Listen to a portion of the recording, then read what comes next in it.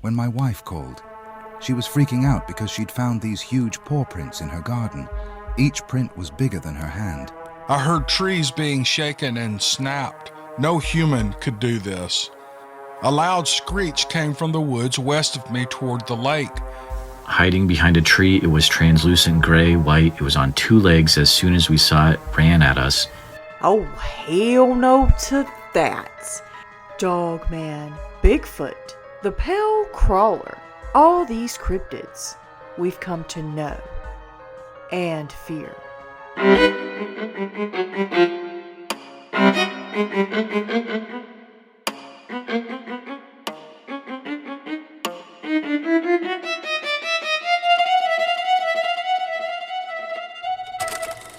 Hey everyone, welcome back to another creepy cryptid history. Now I know we haven't done this in quite a while, but I figured I might start doing these on the weekends, on Saturday or even Sundays. So I just grabbed a collection of a couple cryptid stories for you to enjoy. One being the pale crawler, one being a dogman, and one I believe is a Bigfoot. So let's go ahead and dive right on in. Don't forget to like and subscribe, and yeah, I'll see you there. So as always, we're going to start with TikTok, of course. And guys, by the way, do you like my new glasses? Be honest, Wolfpack. Do I look smarter in these? Just want to know. Anyway, this one right here is by Bigfoot Society here on TikTok. And it's a story about a pale crawler. So let's go ahead and give it a listen. In Vermont, by the way. This one hits close to home, so stick to the end. Angelica shares about being terrorized by a crawler in Vermont. I saw that in Burlington, Vermont. It was stalking my son, and when we finally saw it, it lunged at us. Scariest I'd ever seen. It was July. We rented an Airbnb, brand new home, beautiful creek right next to us. It was about 50 feet away watching us. I then say, "Can you describe it? Where did this happen?" She then goes on to say, "Hiding behind a tree, it was translucent gray, white. It was on two legs. As soon as we saw it, ran at us, and we ran into the house, locked all the doors. It just disappeared. We couldn't find where it went. My son and I stayed up all night because the house had no blinds or streetlights." She then goes on to say, "We stayed in Stowe, not Burlington. I was wrong. The Airbnb was about 7 minutes from the town."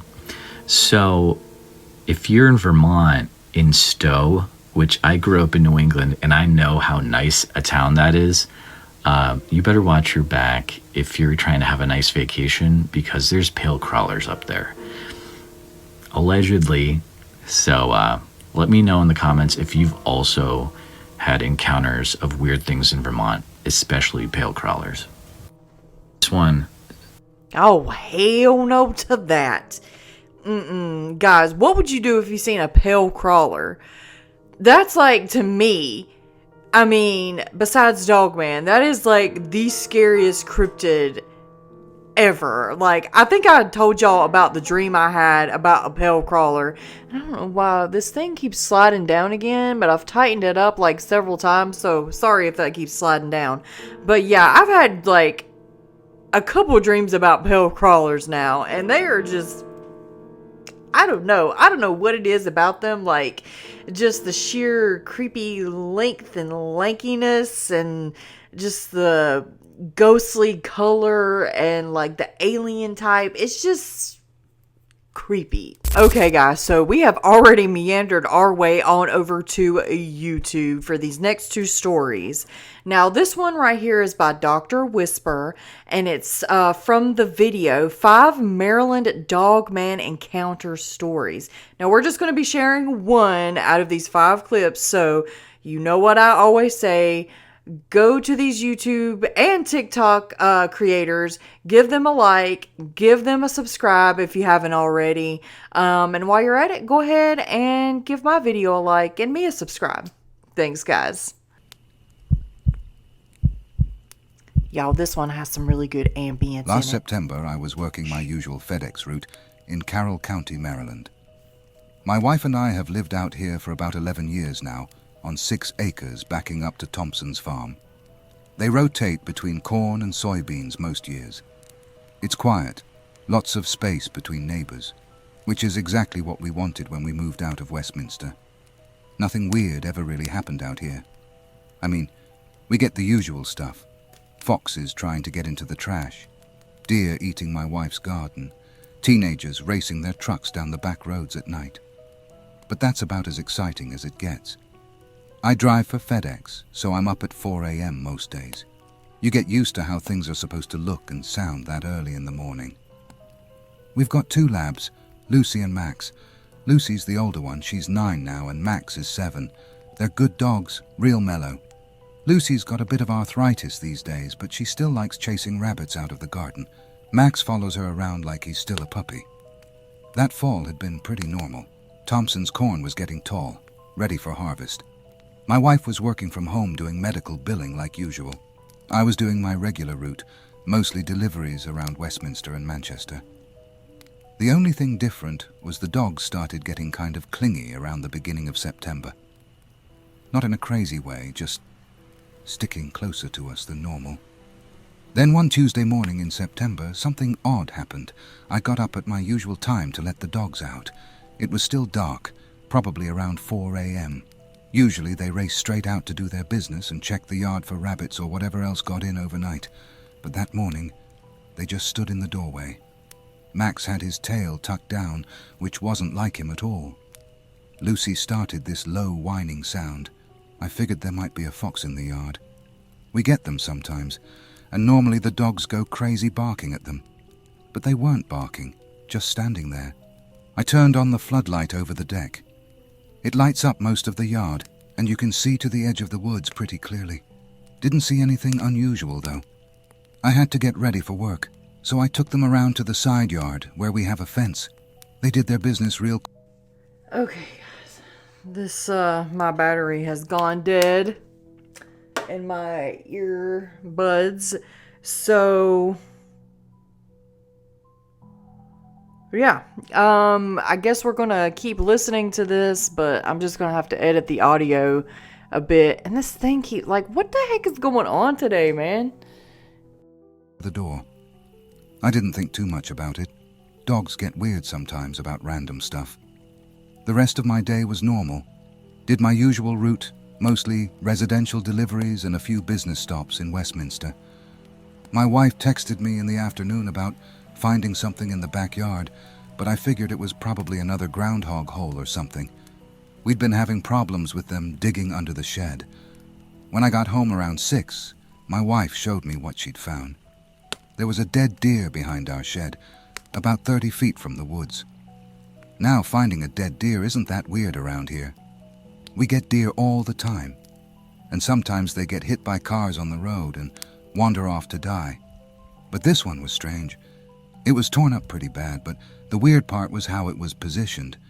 It was lying on its back with its legs up in the air, like something had deliberately placed it that way. Dave, our neighbor who raises chickens, was out checking his mail when I was looking at the deer. I walked over to ask if he'd had any problems with coyotes lately. He said no, but mentioned his chickens had been acting odd the past few days, not laying as much, staying in their coop late in the morning.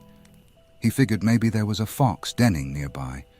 I used my tractor to drag the deer into the woods. Didn't want it attracting more predators close to the house. My wife was worried about the dogs getting into it, but they wouldn't go anywhere near it. That should have been my first clue. Something wasn't right.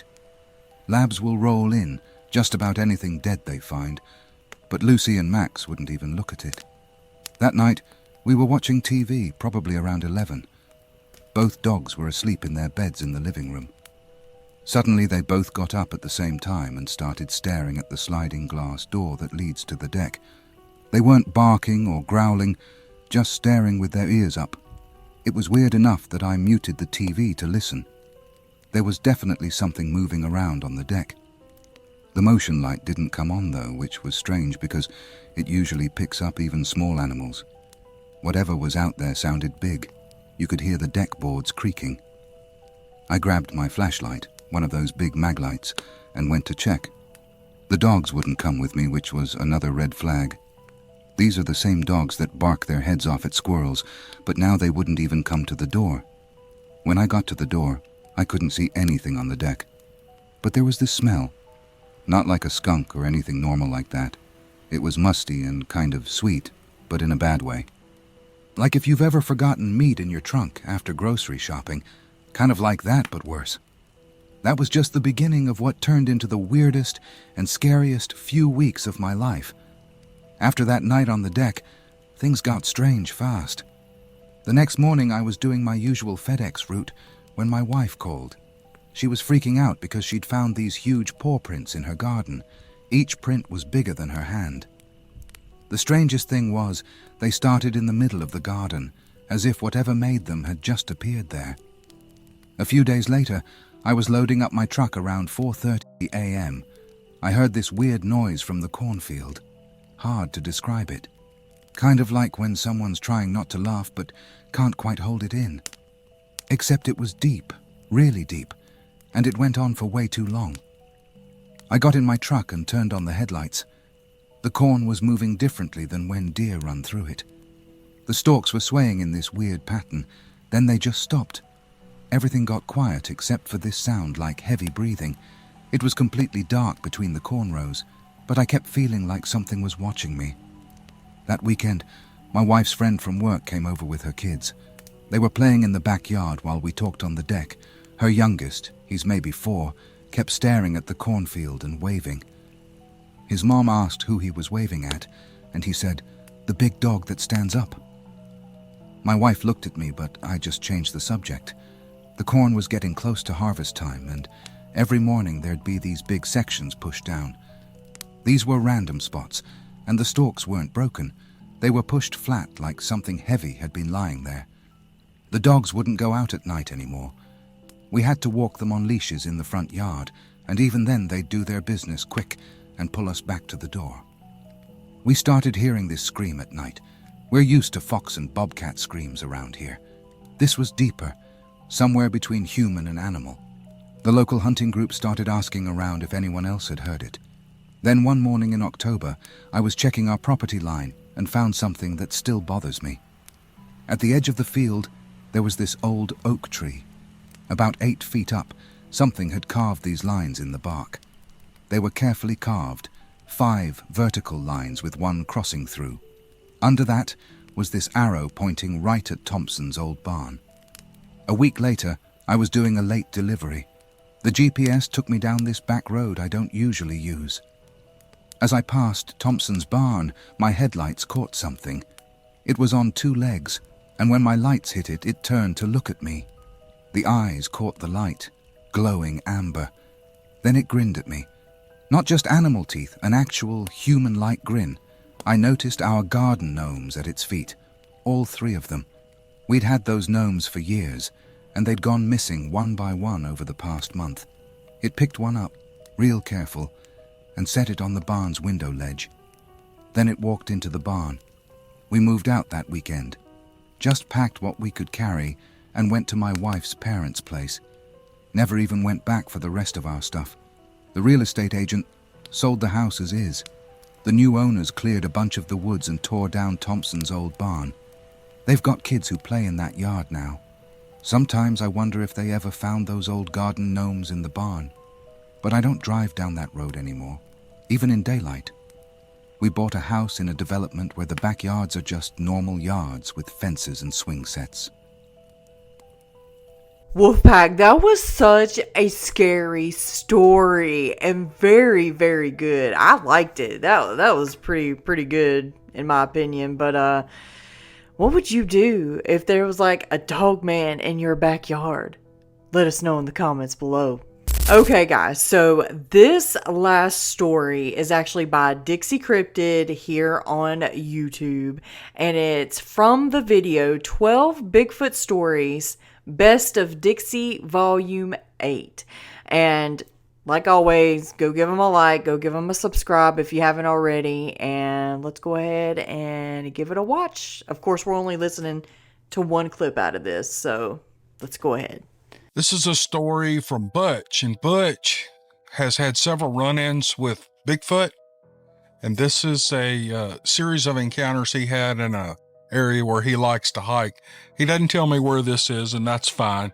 It's the experience that we're interested in. So let's hear what he says. My first encounter with the creature known as Bigfoot was lackluster and quite odd at first, but at least I understood what was going on enough to leave quickly. I was hiking a back trail some miles up in a national state park in New England, and I was quite some distance away from anything or anyone. I approached a pond after a long hike up a logging road that had a beaver hut in the middle of it, and I decided to take a rest. I sat on the side of the bank watching the water and looking at the wind and the trees. It was a sunny, beautiful day, and I was happy to be up there hiking. Just as quickly as I got situated to rest and take in the view, I heard some crackling in the brush behind me in the forest across the road. I got up and walked out to the middle of the road and tried to see what it was, but I couldn't see anything. Just then I heard a loud grunt as if a human was clearing its throat, but it was very deep. So I looked in that direction again, but I still saw nothing. Over and over the grunt came from a short distance in front of me, and I yelled out, "Who's there and what do you want?" The trees shook, and I was now feeling uneasy about what was taking place. I would love to tell you I had the courage to go find out what was making the noise, but something told me to leave quickly, and so I did. 2 weeks later, I got up the courage to go back to that place. So I did, but by another route below the large dam that had the roadway to the dirt trail that led to the area. While I was hiking in that direction, I felt as if I was being watched the entire time. I was uneasy the whole time. I shrugged it off and continued to hike. As I got near the same ground as I was on at the first encounter, I called out again and even decided to make a very loud call in the woods, as loud as I could to see if I got any kind of response. This was a big mistake. Suddenly, I heard a boulder come crashing off that hill, started hitting other rocks and shaking trees as it violently came down the hill. I heard trees being shaken and snapped. No human could do this. A loud screech came from the woods west of me toward the lake. I realized my mistake, and I was now the focus of the attention of this very large creature. I decided again to get out of there, and I left at a quick pace. It was a 3-mile hike back to the lower dam, and I was followed the entire way. I made it safely back to my vehicle, and I left. 3 weeks later, I went back. On my trek up the backside of the dam, I heard yet again the cracking of branches off to the right side in the woods a short distance away. I stopped dead in my tracks and looked in that direction with a focus I had never had before. I didn't see anything, but the branches breaking continued. I started walking slowly down the road and peering into the trees to find what was making the racket, and there it was. A black, hairy creature stood up from a crouch in the middle of a pine thicket and was staring right at me, and then it whistled at me. I was so shocked that I was seeing it, I literally had to go down to one knee to get my breath. I called out to the creature, and it whistled back. I was also greeted by another call from the woods to the rear and the left of this first creature. I could only see the lower half of the second creature. Then a third creature, further back in the woods out of my line of sight, began what I can only describe as chest thumping. I realized I had stumbled onto a family unit of Bigfoot. I didn't understand what they were trying to get across to me. I made the assumption they wanted me to leave. In fear of being attacked, I once again exited the woods quickly and quietly. I was changed forever. I realized I was not at the top of the food chain. Seeing one is a spectacular experience. Just the appearance of one of these things creates great respect. It seemed to me they were being aggressive to give me a warning, maybe to just warn me to stay away. I got the message loud and clear, and I quickly left. This was 8 years ago, and I've been looking for them ever since. Oh, hell no to that. Yeah, if they were being aggressive and telling you basically to get away, I wouldn't be going back there at all. He went back there 3 times. No, thank you. He's brave. That's a brave man. But That was a very good story, and that's crazy because I think we watched a clip with a family of Bigfoots. Like, so we know that Dogman, Bigfoot, they all travel in groups anyway, so I don't know. I believe them. Do you believe them? Let me know in the comments below. Well, everyone, what did you think about those 3 creepy cryptid stories? Let me know in the comments. Have you ever seen a cryptid? Has your friend seen one? Do you have any scary stories or links that you would like to share? Send them to me. You can email me or you can just put it in the comments. And as always, I'd like to give a shout out to all of the members of the channel. Guys, thank you so very much for what you do. You really do help this channel more than you know. And guys, don't forget to check out the merch. There's always a sale going on for 20% off your entire purchase when you put in the discount code Wolfpack at the end. And Wolfpack, remember, keep your head up, keep your paws up, stay strong, turn to Jesus, thank God on the daily, no matter what you're going through. And don't forget to like and subscribe to this channel. Thank you so much for stopping by and giving this video a watch. I will see you in the next.